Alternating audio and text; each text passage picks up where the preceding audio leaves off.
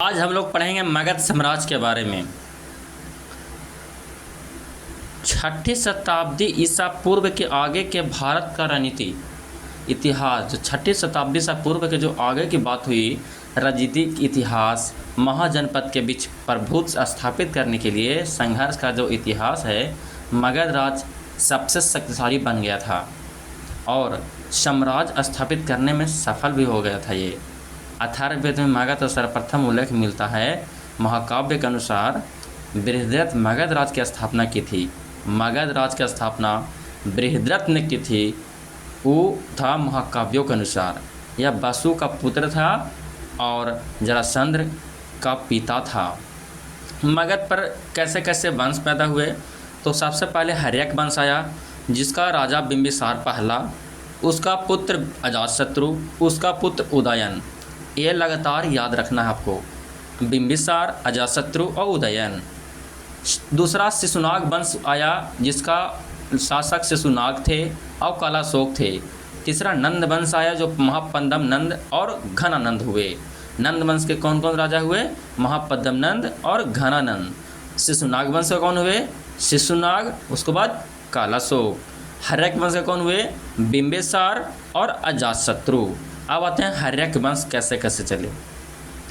हर्यक वंश बिंबिसार 544 ईसा पूर्व से 492 ईसा पूर्व तक चला, ईस्वी पूर्व। यह हर्यक वंश का संस्थापक था। हर्यक वंश का संस्थापक कौन थे?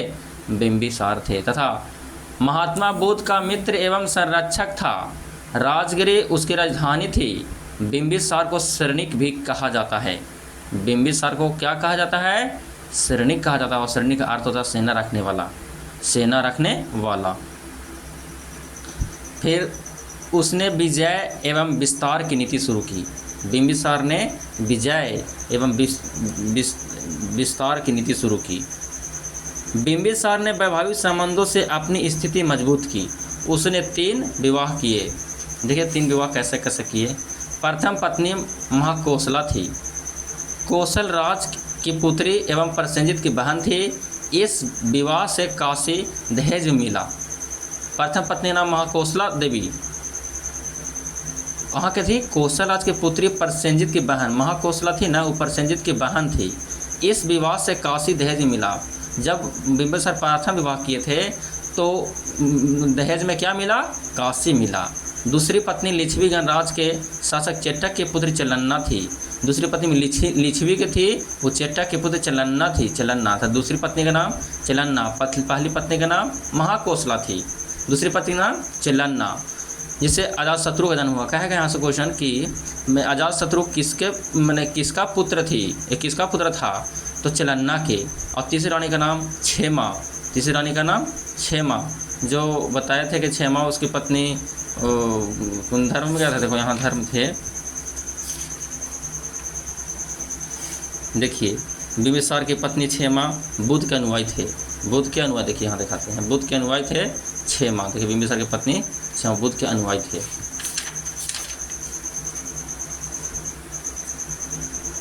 इन विवाहों का फलस्वरूप मगध पश्चिमी एवं उत्तर की ओर फैला। बिंबिसार ने अंग का शासक ब्रह्मदत्त की हत्या करके उसे मगध में मिला लिया। पीछे लिखा हुआ था अंग को मगध में किसने मिलाया?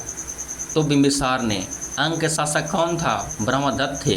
उसकी हत्या करके अंग मगध में मिला लिया। अंग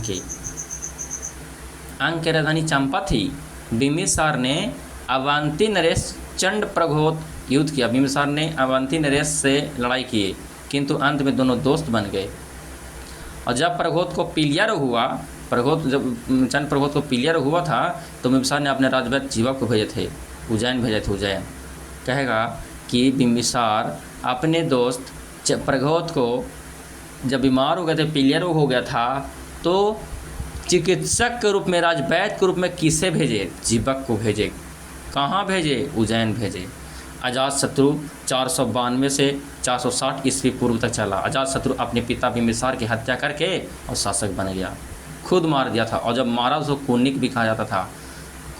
कुन्निक किसे कहा जाता था? अजातशत्रु को कहा जाता था। उसने कौशल एवं वैशाली को पराजित कर दिया। कौशल को भी हरा दिया और वैशाली को भी हरा दिया। किसने? तो अजातशत्रु ने हरा दिया।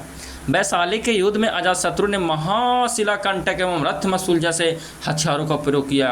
उसका मंत्री बर सरकार काफ़ी सहायक सिद्ध हुआ।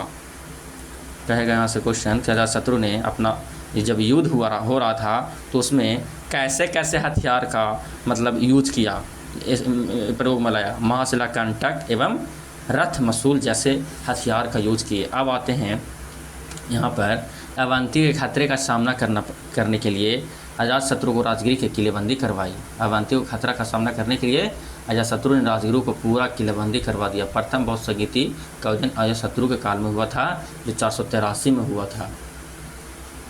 उदयन 460 से 444 ईस्वी पूर्व में हुआ। 460 यहाँ क्वेश्चन पूछ सकता है, 460 से लेकर 444 तक ईसा पूर्व में हुआ। उदयन ने पाटलिपुत्र को मगध राजधानी बनाया। उदयन ने कहाँ बनाई? मगध, पाटलिपुत्र को मगध राजधानी बनाया। उसने पटना के गंगा एवं सोन के संगम एक किला बनवाया। उसने पटना में गंगा एवं सोन के संगम पर एक किला बनवाया। इस वंश का अंतिम शासक नागदशक हुए। हर एक वंश का अंतिम शासक कौन था? नागदशक पूछेगा यहाँ से, नागदशक थे।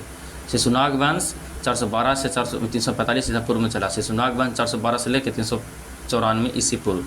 शिशुनाग जो नागदशक का अहमद था, शिशुनाग जो नागदशक का अहमद था, अहमद मैंने प्रधानमंत्री होता था, ठीक है, शिशु अहमद था।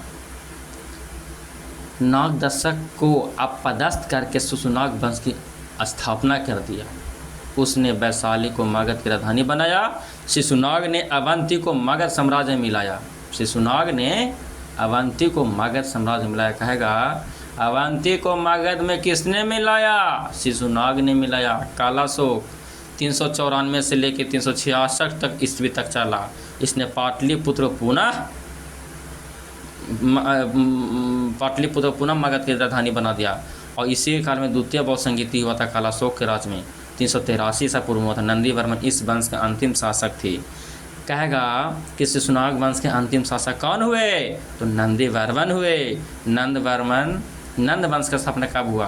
344 से 322, आधा कर दीजिएगा, 344 322 ईस्वी पूर्व। महापद्म नंद 344 से 334 ईस्वी पूर्व चला। यह नंद वंश का संस्थापक था। इसने कलिंग को मगध में मिलाया। विजय स्मारक के रूप में वह कलिंग से जिन मूर्ति उठा लाया था, उसने अपने को एक राट कहता था। महापद्मनाभ अपने आप को एक राट कहे, एक राट। घनानंद यह इस वंश का अंतिम शासक था। कहेगा नंद वंश का अंतिम शासक कौन हुए? घनानंद। घनानंद पढ़े हैं। सिकंदर का समकालीन थे घनानंद। अब सीख देखिएगा, यहाँ से चलते हैं। चाणक्य ने चंद्रगुप्त मौर्य के साथ मिलकर घनानंद को पराजित कर दिया और मौर्य वंश रख दिए। चाणक्य ने चंद्रगुप्त मौर्य के साथ मिल गए थे और घनानंद को पराजित करके मौर्य वंश का स्थापना कर दिए थे। सिकंदर का आक्रमण। सिकंदर मकदूनिया के शासक फिलिप द्वितीय का पुत्र था। सिकंदर मकदूनिया का शासक था, यहाँ का नहीं था, मकदूनिया का शासक था। फिलिप द्वितीय का पुत्र था। सिकंदर के बाप का नाम फिलिप द्वितीय था। वह अरस्तु का शिष्य था। किसका शिष्य था? अरस्तु का शिष्य था। सिकंदर ने एशिया माइनर, तुर्की, इराक एवं ईरान पर विजय प्राप्त करने के बाद देखिए 2 जगह जीत गया था। ये सिकंदर बोलता है जीत गया तो सिकंदर, लेकिन सिकंदर भी हारा था। देखिएगा आगे बताते हैं। सिकंदर ने एशिया माइनर, इराक एवं ईरान पर विजय प्राप्त करने के बाद सोचा ना कि 326 ईस्वी में खैबर दर्रा पार करके भारत पर आक्रमण कर दिया। 326 ईसा पूर्व में आया और खैबर दर्रा पार किया और भारत पर आक्रमण कर दिया। तक्षशिला में शासक आम्भी ने सिकंदर के सामने घुटने टेक दिए। तक्षशिला में शासक था आम्भी ने सिकंदर के सामने घुटना टेक दिया था।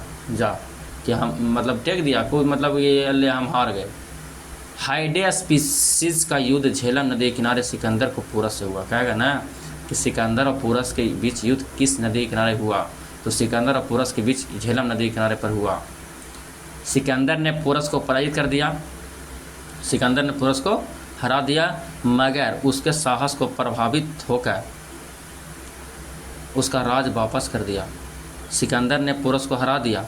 सिकंदर ने पूरस को हरा दिया झेलम नदी किनारे और उसका साहस से प्रभावित होकर उसका राज वापस कर दिया तथा पूरस सिकंदर का सहयोगी बन गया। सिकंदर फिर सहयोगी बन गया था। सिकंदर की सेना ने ब्यास यानी बिपाशा पहले उसका नाम था, बिपाशा नदी से आगे बढ़ने से इंकार करी। सिकंदर की सेना ब्यास मैंने पार नहीं कर पा रहा था। वह भारत में लगभग 19 महीने रहा था। 326-325 ईस्वी पूर्व रहा। 323 ईस्वी में बेबीलोन ने सिकंदर की मृत्यु हो गई। सिकंदर की मृत्यु कब हुई? 323 ईस्वी में बेबीलोन की मृत्यु हो गई। सिकंदर ने पश्चिम भारत में कुछ यूनानी उपनिवेश स्थापित किए, जैसे काबुल में सिकंदरिया, आधुनिक बेलग्राम कहते हैं, बेग्राम, झेलम के तट पर बुक्केफाल, जहाँ सिकंदर घोड़े की मृत्यु हुई। तक बोला सिकंदर घोड़े की मृत्यु कहाँ हुई? तो झेलम के तट पर बुक्केफाल में हुई। एक एवं निकाइयाँ, जहाँ पोरस के साथ युद्ध हुआ। अब देखिएगा, एरियन यूनानी इतिहासकार, एरियन कहते हैं, यूनानी इतिहासकार को एरियन कहते हैं। एरियन क्या कहते हैं? आप बोलिए तब आपको याद हो जाएगा। एरियन यूनानी इतिहासकार कहते हैं। नियारकस, सिकंदर का जल सेनापति को नियारकस कहते हैं। नियारकस किसको बोलते हैं? सिकंदर के जल सेनापति को कहते हैं। सेलुकस, सिकंदर का सेनापति सेलुकस, निकट में बोलते हैं सेलुकस, याद कर लीजिएगा। सिकंदर ने नियारकस के नेतृत्व में सिंधु नदी के मुहाने से फरात के मुहाने तक समुद्र तट का पता लगाने के लिए भेजा था। सिकंदर ने नियारकस, देखिए नियारकस लिखा ना, सिकंदर का जल सेनापति था। तो सिकंदर ने नियारकस को नेतृत्व में सिंधु नदी के मुहाने से लेकर फरात के मुहाने तक समुद्र तट का पता लगाने के लिए भेजा था। ये हो गया ख़त्म। अब इसमें चलेंगे हम लोग मौर्य साम्राज्य, नेक्स्ट वीडियो में चलेंगे।